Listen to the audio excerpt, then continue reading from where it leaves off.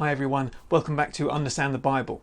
And in this session we are going to be looking at Lord's Day 2 from the Heidelberg Catechism. And in this session we are starting to think about our guilt. You may recall from the previous session that the Heidelberg Catechism is divided up into three sections: guilt, and then grace, and then gratitude. So we're thinking about our guilt today. We're starting to think about our sin and our need for salvation. And if you've done the previous course on what is Christianity, you'll know that this is quite an important topic in the Bible and in the Christian faith. So with all that said, let's dive straight in. This is Lord's Day 2, questions 3, 4 and 5. This is question 3. How do you come to know your misery? Answer: the law of God tells me. How do we come to know our misery? That the law of God tells us. The Bible verse that goes along with this is Romans chapter 3 verse 20, which says, "Therefore no one will be declared righteous in God's sight by the works of the law. Rather, through the law we become conscious of our sin." So the law makes us conscious of our sin, and the implication is that if the law wasn't there, we wouldn't be conscious of our sin. Now this is something which is really important to grasp, because I think we often have a view of ourselves that we basically know the difference between right and wrong, and that all we need to do is just operate on our own internal sense of right and wrong, and everything will be okay. And there is a lot of truth in that, because we are made in the image of God. We are created with a conscience. We do have an understanding of right and wrong kind of built into us as human beings. Nonetheless, at the end of the day, we need to look to what God says is right and wrong, rather than operate on our own sense of right and wrong. We need God to tell us what is right and wrong. And that's because our own kind of inbuilt senses of what's right and wrong have gone wrong themselves. And that's the problem, that we ourselves have gone wrong. So we need God to tell us, and His law, His word, is the only sure and reliable guide that we have for what is right and wrong. So we need the law of God to tell us what's right and wrong. And we'll come back to that more throughout as we go through this session and through the coming weeks. So what does God's law require of us? And this is another reason why I really like this catechism, because it just quotes straight from the Bible. This is what Jesus said. Jesus was asked a question in the Gospels: what's the most important commandment? And this is the answer that he gives. And the answer they give here is from Matthew chapter 22. But it's in, I think, a couple of the other Gospels as well.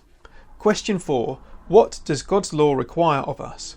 Christ teaches us this summary in Matthew 22.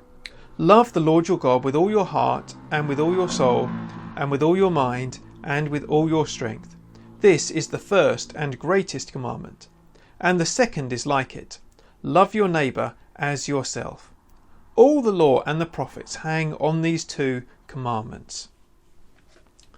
This is what's called the summary of the law. This is, as Jesus said, all of the law, everything, all of the other laws that God gives, all of the 10 commandments, all of the other laws which are given in the Old Testament, everything, it hangs on these two. If you boil it down, you distill it to the essence of those commands, it is this: to love God and to love our neighbour. Those two things are the whole of the law.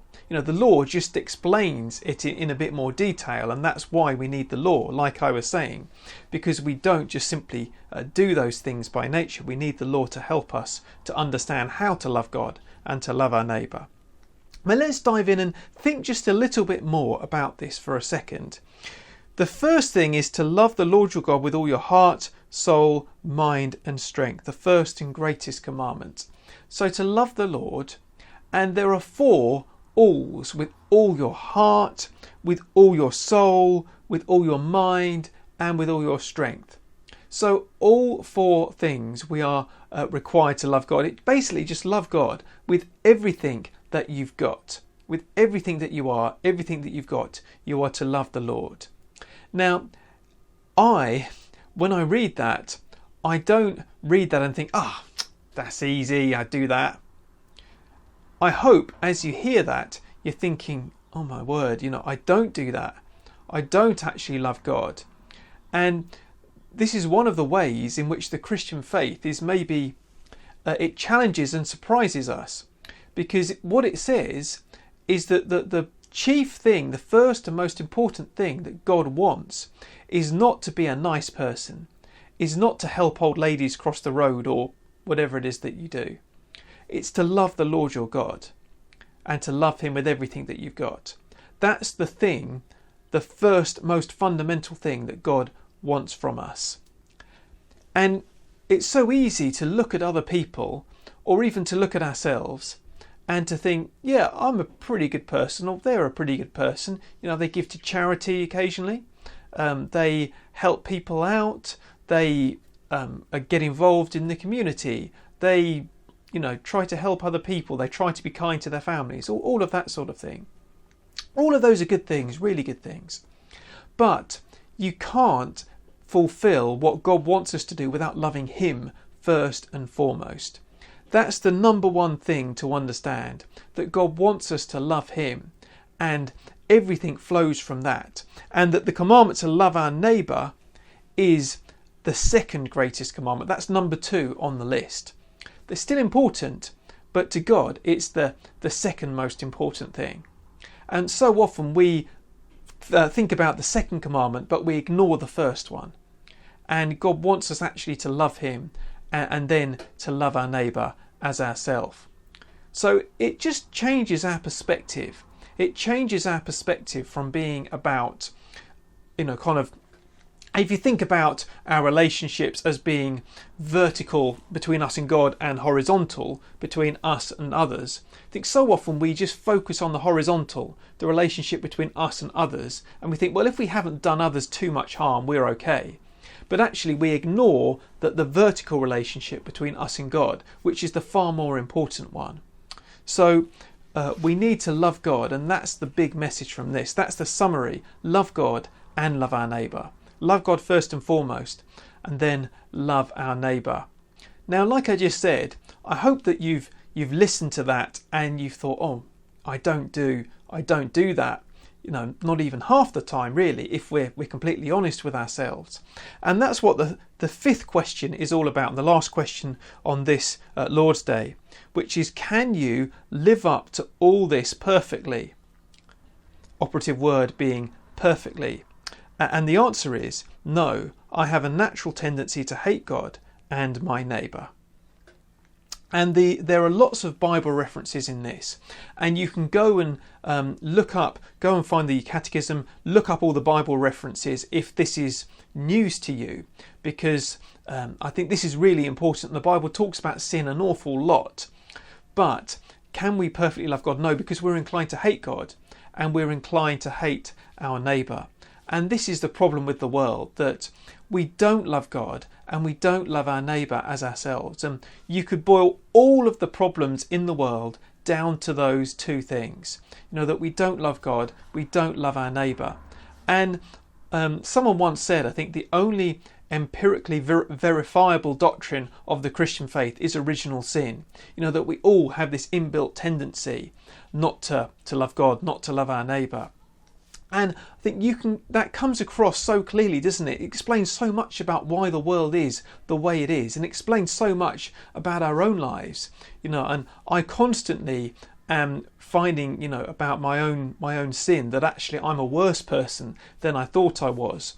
And at the moment, being in this lockdown, being perhaps in closer quarters with family than you would normally be, it exposes a lot of my own flaws and sin in a way that I thought I was better than I was. But this is the thing. So let me just read you one or two of those Bible verses anyway to help us to think about this. So Romans chapter 3 verse 23 says this: all have sinned and fall short of the glory of God. All have sinned and fall short of the glory of God. And what this verse is saying is that there is no one who's ever lived, apart from one, and I'm sure you can think about the one I mean. but there is no one apart from one who's ever lived who has loved God perfectly and who has loved others perfectly. And let's just take a moment. I think it's really helpful to think about this as falling short, because so often I think we think about sin as doing the wrong thing. So, you kind of start out from neutral and then you just do the wrong thing, and so you need to make amends, you need to get back to neutral. But actually the Bible doesn't talk about it in those terms. Actually, sin is when we fail to do what's right as much as when we do what's wrong. So when we don't love our neighbour, when we don't do the good thing that we should do, when we fail to do that, that is as much sin as doing the wrong thing. That's equally unloving. And so when it talks about falling short, I think what this means is that actually we fall short in all sorts of ways, perhaps more than we thought we did, because we don't actively do the things that we're supposed to do as much as do the wrong things that we're not supposed to do. There's a confession in the Book of Common Prayer which talks about leaving undone those things that we ought to have done and doing the things that we ought not to have done. And both of those things are important. Not doing what we should do and doing what we shouldn't do. Both of those things are sin. And both of those things are things that everyone does. I don't love others. I do the wrong thing sometimes, but especially my sin is not doing the loving and kind thing that I should do. And perhaps that's the same for you. And in fact, I'm sure it is the case for all of us, that the sins where we don't do the right thing are far greater than where we do the wrong thing. And Paul, the Apostle Paul, who wrote this book of Romans, he assembles a kind of a litany of complaints, a whole list of them against human beings, saying about our sinfulness. And you can read them all in just before this, in chapter 3, verses 10 onwards. But he starts out by saying, there is no one righteous, not even one. There is no one who understands, there is no one who seeks God. And this is actually a quotation from a psalm. This is a quotation from Psalm 14 in the Old Testament. And it's worth reading as well. But it's just saying, look, everyone is sinful and everyone has turned away from God. We are all equally guilty before God. We haven't loved him. We haven't loved our neighbour. And we desperately are sinful and wicked, and we need God's forgiveness more than anything. That's the big message of the Heidelberg Catechism, and that's what we're going to dive a little bit into over the next couple of sessions before we reach the good news. And trust me, there is good news, and we will get onto it. But in order to hear the good news, we need first of all to hear the bad news, and that's why it starts out in this way. It's not being negative. It's actually only giving us the truth in order that we might then hear the good news and receive the benefit of the gospel, of that good news to our souls later on in the catechism. Well, I hope that you've enjoyed this session on the Heidelberg Catechism, and I look forward to joining you very soon for Lord's Day number 3. Thanks very much for watching, and God bless.